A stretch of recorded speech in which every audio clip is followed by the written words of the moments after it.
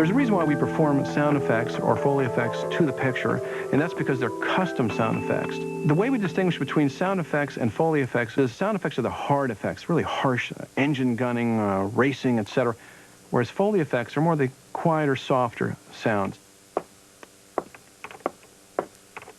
They try to get the sound on location, but of course they mic to get the actor's voice, and that means they miss the feet, they miss the cloth movement.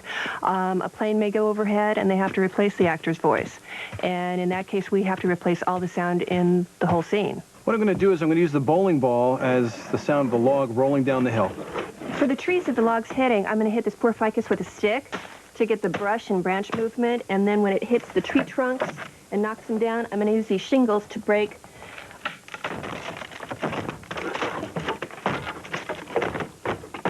Being a Foley artist, I'm named after Jack Foley, who is a gentleman in the late 50s, came up with the idea to try to do sound effects in sync with the picture.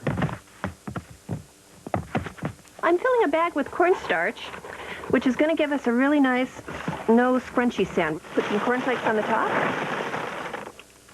for a little bit higher snow crunch sound for the surface, and then some 1/4-inch tape on top of that, and I'm ready to ski. Most of the props that we use, we try and make it as realistic as possible. So very often we have to improvise, but if we have the real prop here, we'll use it. I'm going to do some blocks and some body punches.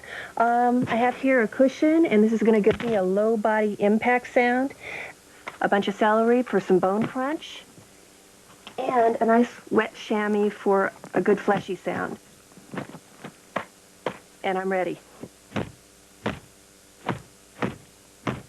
If we look around, we notice, we might think, boy, what a pile of junk we see around here. But of course, to one person, what might be junk, to another person, Foley person that is indeed a good prop. Basically, the things you see in front of you here can be anything, as long as you, the audience, believe it when you hear it. Okay, John, we're going to do Martin next. I realized over many years I've been doing this that the really good people that I work with, like my partner Hilda Hodges, they have really great hand-eye coordination and incredibly good ears. I get a lot of satisfaction from my job during playback when you hear things and it works, you believe it, and it really adds to the film. We want to try to help create that illusion of reality and push the storyline forward dramatically. How was that one for you, Carolyn? If we've done our job correctly, you don't know we've done it at all. That was great.